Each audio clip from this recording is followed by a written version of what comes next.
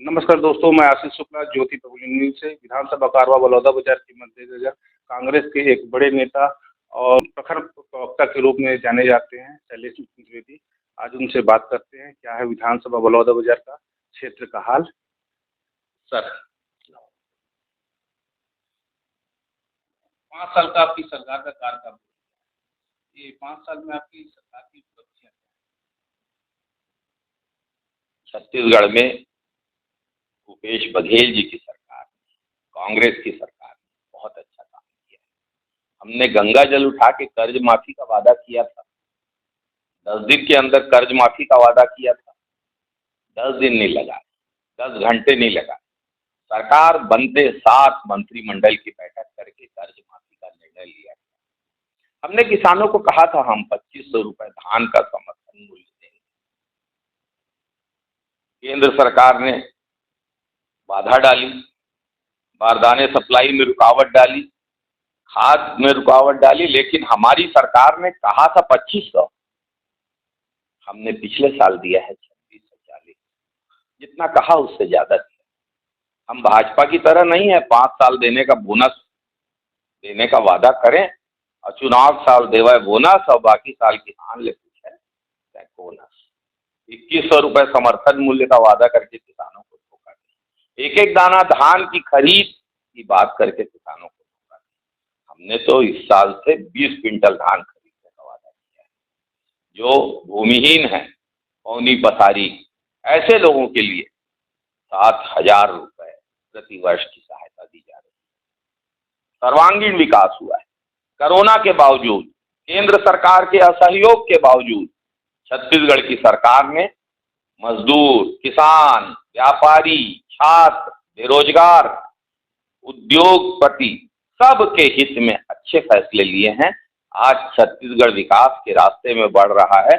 पुरखों के दिखाए सपनों को साकार करने का काम मुख्यमंत्री भूपेश बघेल की सरकार ने किया है। सर, आपने गंगा जल की बात कही, जो अच्छा आरोप लगाता है गंगा जल के नाम से एक शराबबंदी का भी वादा किया गया।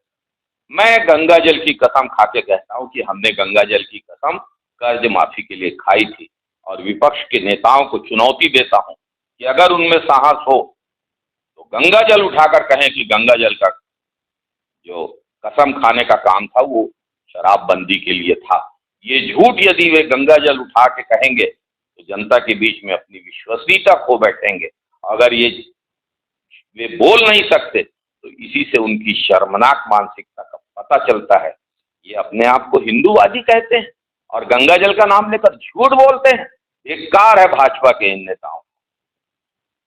सर, गांव में अवैध शराब का कारोबार काफी बढ़ गया है, इस पे क्या बोलेंगे? यह पूरी तरीके से असत्य है। हमने रोक लगाई है। अवैध शराब के कारोबार में भाजपा के नेता लिप्त पाए गए। मध्य प्रदेश से शराब ला के बेचना इसकी सरकार है। मध्य प्रदेश कैसे शराब आती वहां से? कई बार कवर्धा में भाजपा नेताओं के द्वारा लाई जा रही शराब पकड़ाई। भारतीय जनता पार्टी के नेताओं को इस तरह के आरोप लगाने के पहले अपने गरेबान में झांक कर दे। सर, बलौदाबाजार क्षेत्र में अभी आपकी दृष्टि से कौन सा ऐसा कार्य है जो अछूता है, जिसको होना चाहिए आम जनता के?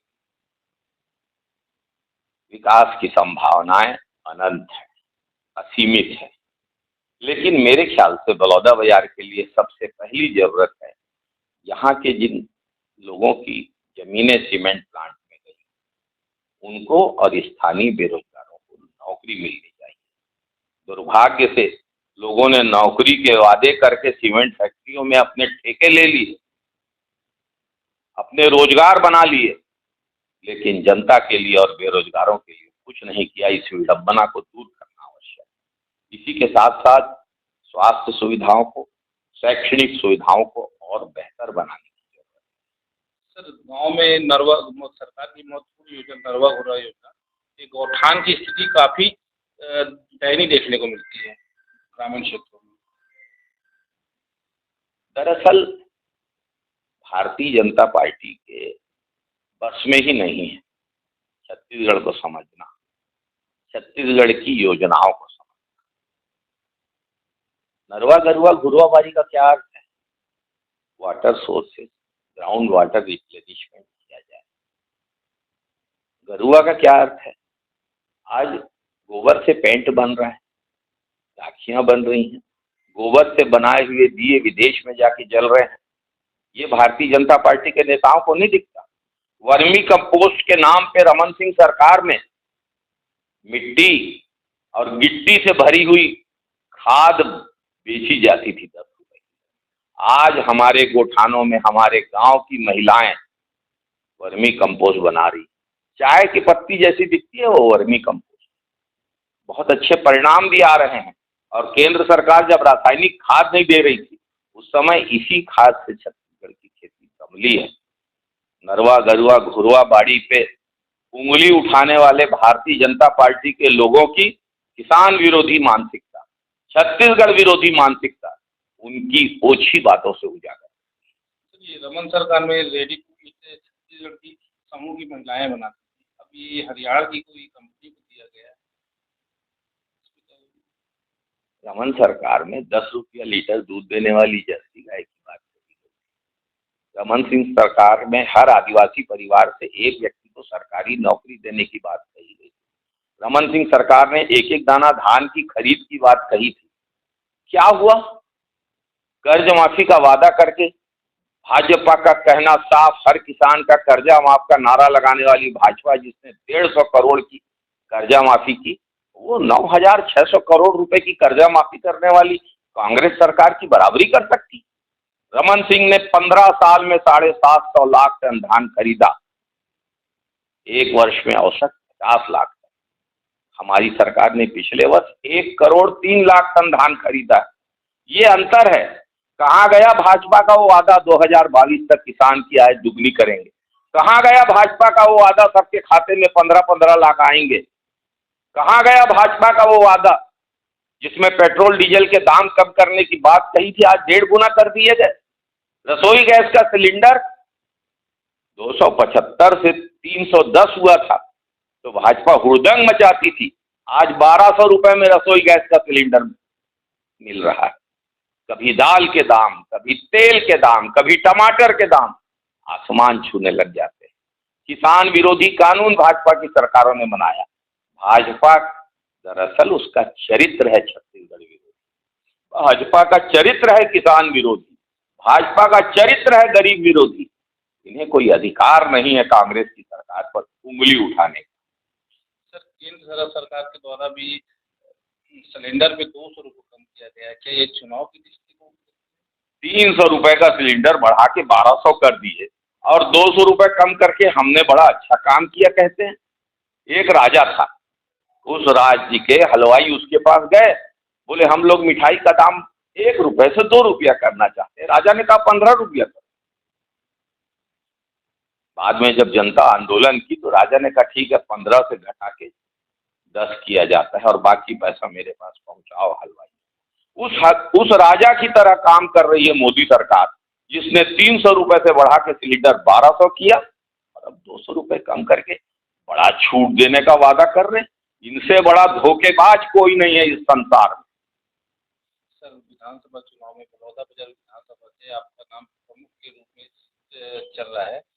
जैसे पार्टी और जनता आपको विश्वास दे, आपका आशीर्वाद दे, तो बलौदाबाजार क्षेत्र के लिए क्या ऐसा करना चाहेंगे? कांग्रेस पार्टी जिसको टिकट देगी हम सब उसका प्रचार करेंगे, उसके लिए काम करेंगे। जहां तक मेरी बात है, वर्ष 2000 में मुझे कांग्रेस का प्रवक्ता बनाया गया। उस समय मेरा अंबुजा सीमेंट में 5 कॉन्ट्रैक्ट्स का काम चलता था। टाटा की उस समय की सीमेंट फैक्ट्री में मेरा काम चलता था, निपनिया में काम चलता था। लेकिन मेरा यह मानना है कि राजनीति का उपयोग व्यक्तिगत लाभ के लिए, आर्थिक लाभ के लिए नहीं होना चाहिए। मैंने अपने चलते काम बंद किए। मेरा विश्वास है इस क्षेत्र के बेरोजगारों का, इस क्षेत्र के जमीन के हितग्राहियों का और इस क्षेत्र के नागरिकों का पहला अधिकार है इस क्षेत्र में जो शिक्षा, स्वास्थ्य, इस क्षेत्र में जो जमीन की कीमत, इस क्षेत्र में जो रोजगार के अवसर मिलने चाहिए, कहीं न कहीं उसमें अभी तक चूक हुई है। मैं इसे सुधारना चाहता हूं। जिले के प्रवास पर मुख्यमंत्री का भेंट मुलाकात कार्यक्रम के तहत उन्होंने कहा था कि तमाम फैक्ट्रियों में 90% स्थानीय लोगों को रोजगार दिया जाएगा, जिस पे भी जिला प्रशासन ने कुछ कार्रवाई नहीं की, आगे कोई